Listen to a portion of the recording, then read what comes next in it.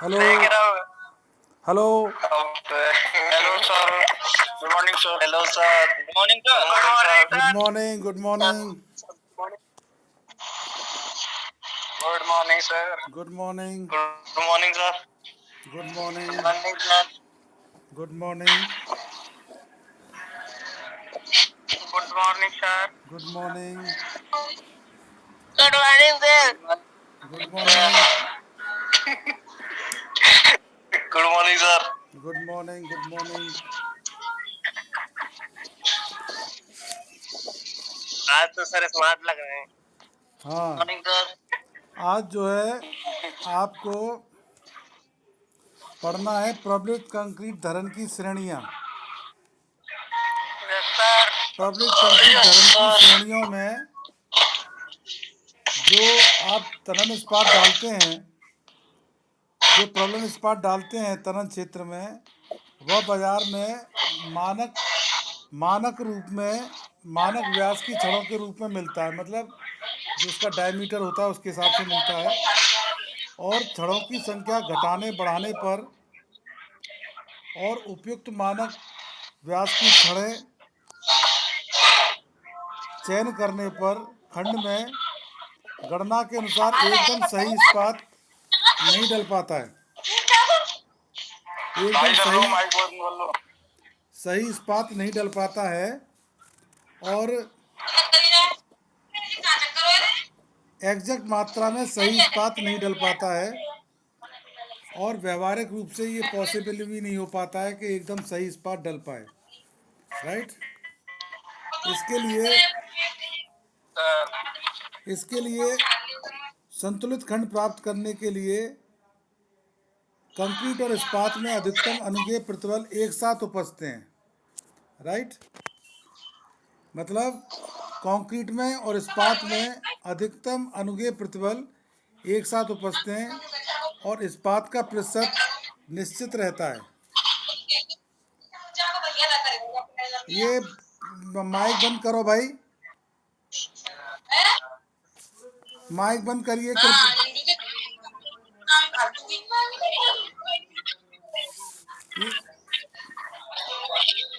संतुलित और मितव्ययी खंड में यदि किसी खंड में भार पड़ने पर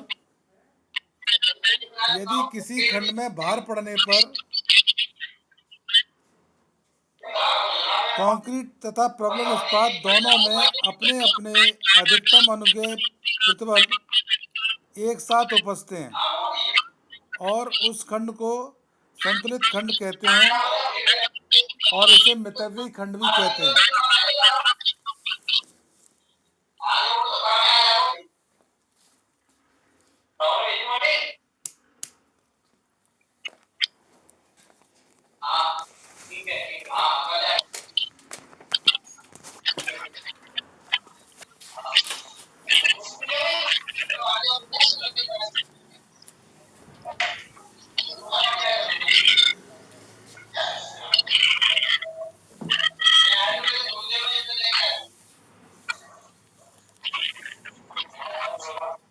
क्योंकि अनुमेय प्रतिबलों की अपनी अधिकतम सीमाओं तक एक साथ पहुंचने पर इन दोनों पदार्थों की सामर्थ्य का पूरा लाभ मिलता है।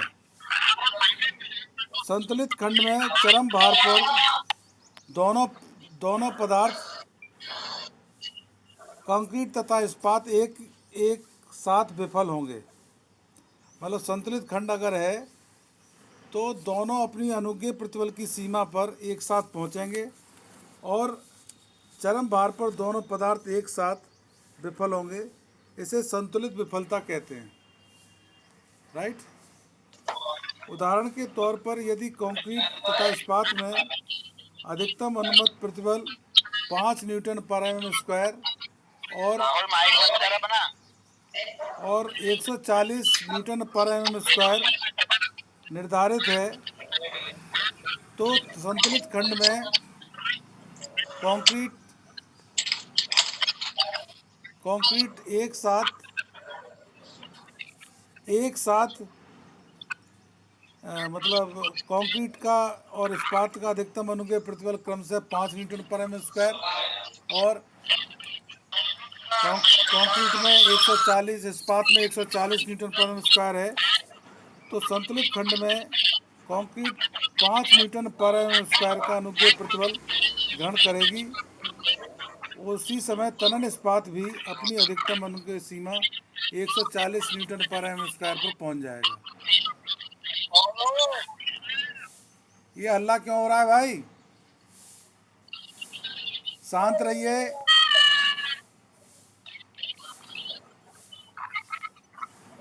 माइक बंद करो भाई सभी लोग अपने। हेलो, माइक बंद करिए अपने अपने।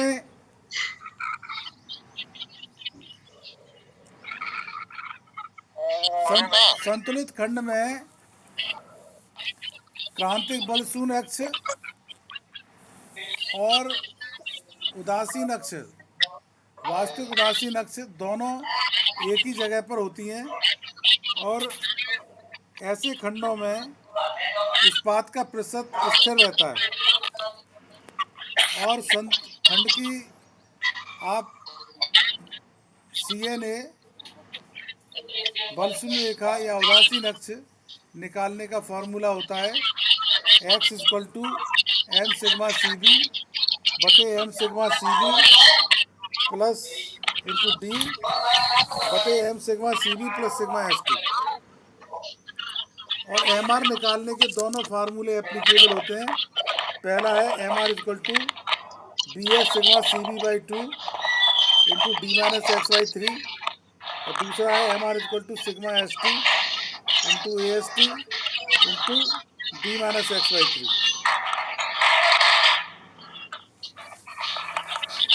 अति प्रबलित कंक्रीट खंड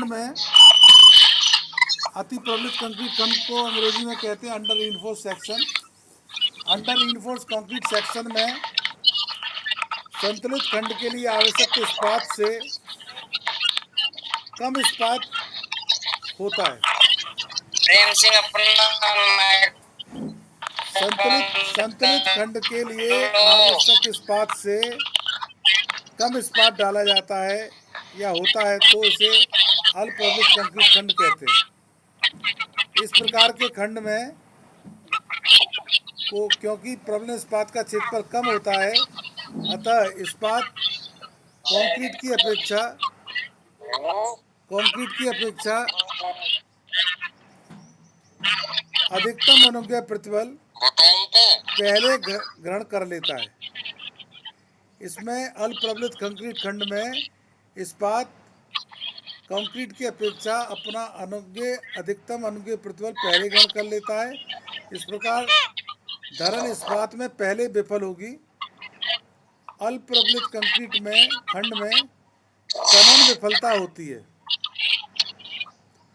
उदाहरण के लिए इस्पात में अधिकतम अनुदैर्ध्य सीमा 140 न्यूटन पर एम स्क्वायर पर पहुंच जाएगा, जबकि कंक्रीट अपने अधिकतम अनुदैर्ध्य प्रतिबल 5 न्यूटन पर एम स्क्वायर पर नहीं पहुंची होगी।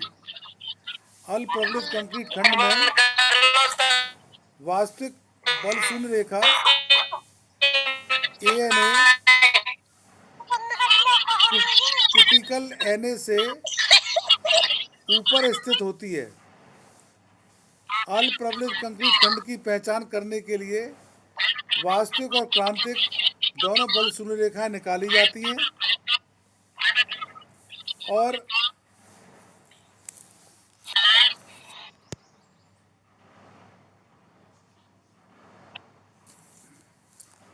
वास्तविक बल शून्य रेखा का मान निकालने का फॉर्मूला आपको पता है bx² / 2 MAST इंटू D-x। इससे क्रांतिक बल शून्य रेखा का फॉर्मूला आपको पता है x = m sigma CB into D बटे m sigma CB plus sigma ST। और MR निकालने के लिए इस्पात के क्षेत्रफल का इस्तेमाल किया जाता है गणना में और फॉर्मूला होता है MR = sigma ST AST into D-XY3।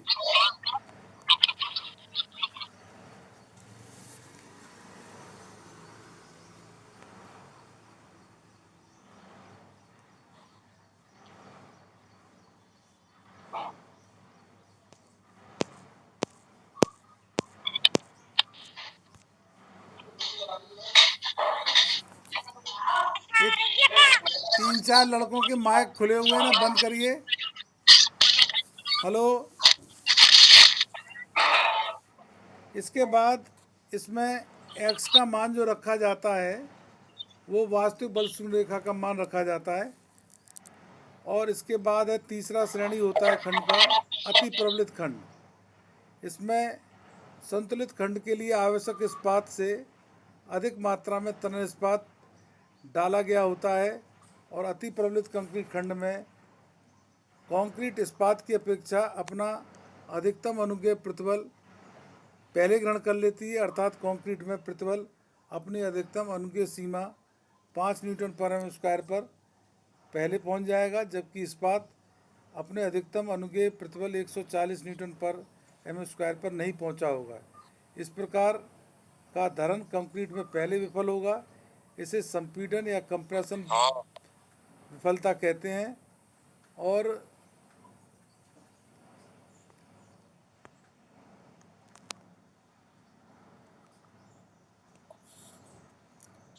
अति प्रबलित कंक्रीट खंड में वास्तविक बल शून्य रेखा का मान क्रांतिक बल शून्य रेखा से ज़्यादा आता है, यानी नीचे स्थित रहती है। आप किताब में देख सकते हैं। खंड की पहचान के लिए उपरोक्त दोनों बल शून्य रेखा की स्थिति ज्ञात करनी होती है। एक्स ए और एक्स सी दोनों निकालने पड़ते हैं। और एक्स ए का मान अगर ज़्यादा आता है तो अति प्रबलित कंक्रीट खंड होगा। और एम आर निकालने के लिए संपीड़न कंक्रीट के क्षेत्रफल का इस्तेमाल करते हैं। और फार्मूला होगा M R is equal to B X sigma C B by 2 bracket में डी माइनस एक्स बाई 3।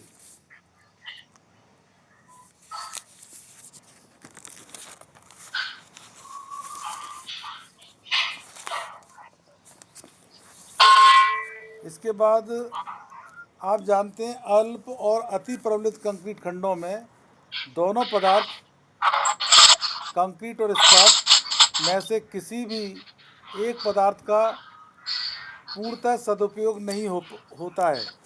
अल्प प्रबलित कंक्रीट में खंड में इस्पात अनुज्ञेय प्रतिबल पहले ग्रहण कर लेता है और कंक्रीट अपनी पूर्ण दक्षता नहीं दर्शा पाती है, जबकि अति प्रबलित कंक्रीट खंड में स्थिति इसके विपरीत होती है।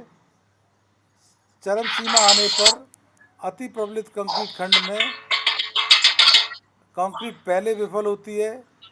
कंक्रीट क्योंकि एक भंगुर पदार्थ है और बिना चेतावनी दिए अकस्मात ध्वस्त होती है। अल्प प्रबलित कंक्रीट खंड में इस्पात हालांकि कंक्रीट से पहले चरम प्रतिबल ग्रहण कर नष्ट होता है, परंतु वह तन्य होने के कारण टूटने से कुछ समय लेता है और संरचना के नष्ट होने से पहले पूर्व चेतावनी देता है। अब अपन एक सवाल है, इसमें आपको धरणखंड के माप दिए हुए हैं। धरणखंड 200 mm चौड़ा है और इसका स्मॉल डी दिया हुआ है 400 mm और धरण के तनन क्षेत्र में 1256 mm स्क्वायर का प्रबलन इस्पात डाला गया है। और सिग्मा सी बी दिया हुआ है आपको, सिग्मा एस टी दिया हुआ है, स्मॉल एम दिया हुआ है।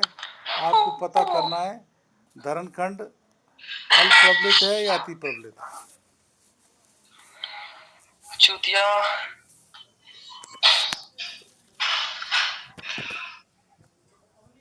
आप लोग उल्टा सीधा बोलना बंद करें। मैंने आप कई बार बता दिया है, क्लास में होते तो आपकी पिटाई अलग होती, समझ गए।